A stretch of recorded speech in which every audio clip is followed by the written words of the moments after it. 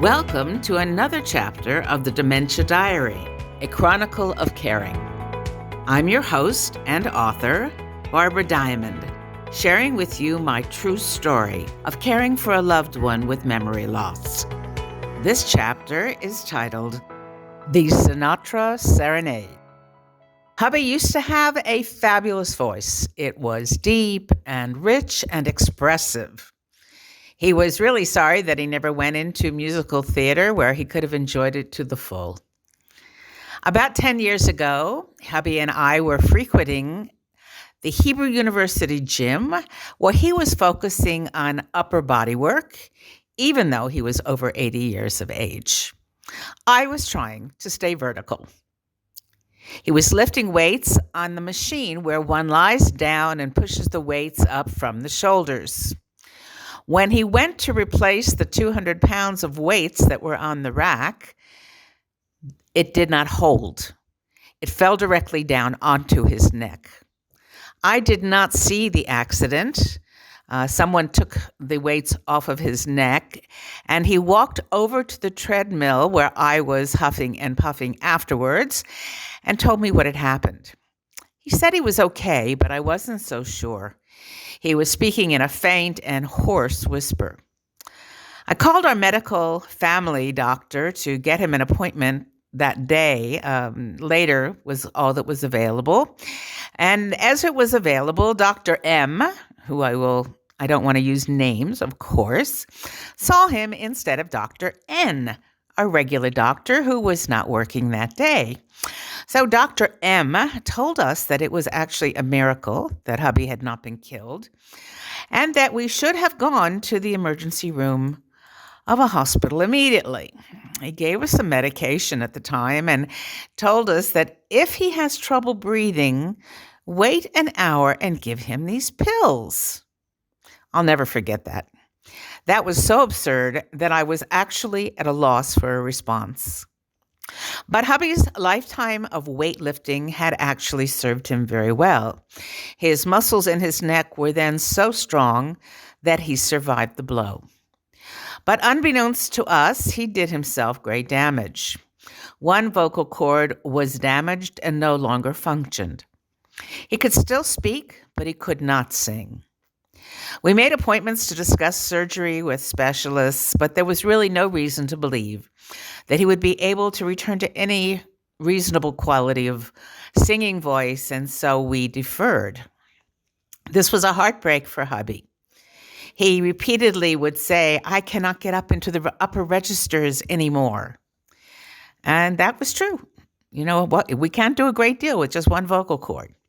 He didn't sing much after that, as he was aware of how brittle the sound of his own voice had become. He no longer, however, realizes that his voice is strident. Full of drama and of emotion, he now sings as loud as possible to share his joy. To help you visualize this experience, I can only refer to a scene in one of my favorite movies, Pretty Woman. Can you remember Julia Roberts as the sweet, sensitive, overpaid prostitute in the gorgeous penthouse bathtub at the Beverly Wilshire Hotel in the apartment of her employer, Richard Gere, the serious, sexy, and misunderstood employer? She was wearing earphones as she luxuriated in the bubble bath, singing to her heart's content in discordant tones that were hysterical. When hubby tries to reach the upper register, I always have visions of Julia's bathroom performance. With the decline of memory and the increase of stress, the days in recent years have often been difficult. There is little joy in a condition which has become more and more complex. Someone suggested to me that music might be a way into hubby's psyche. It is known, of course, that the right and the left sides of the brain deal with different thought processes, abilities, and memories. Hubby's short-term memory is extremely reduced, but when he starts talking about his childhood, there are wonderful stories which will still emerge. One day, I began to play Frank Sinatra's album, and I got a tremendous surprise. Hubby not only remembered each and every word of the songs, but he began to sing as if he was on a stage with an enormous audience. Much more happened as well. The romantic hubby blossomed. As he sang with Frankie, he was courting me, as if he had become Sinatra himself. Frank's words were an expression of an emotion or emotions that hubby could no longer verbalize. He had long been grumbling about the lack of romance in our lives, but now he could express his feelings and sing it out loud to his heart's content. When he sings, and he sings with deep emotion, he is actually courting me and singing to me. Of course, that's a bit of a problem for me. He expects me to be receptive to his new mood 24/7.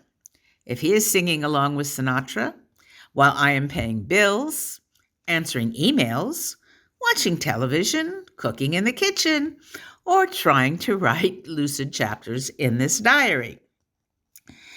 Singing along with Sinatra creates a joy to such an extent for hubby that today, when he fell for the fourth time in the bathroom this week, we had a pool of blood on the floor, and within minutes he said, "Perhaps if we played Sinatra, I would heal faster."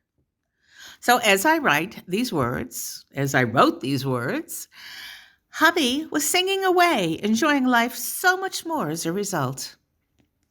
Yesterday, hubby was about to leave for his day at the Milabev daycare and club that he goes to 3 times a week. He asked me if he could take my iPad with him so he could share the Sinatra songs with everyone else.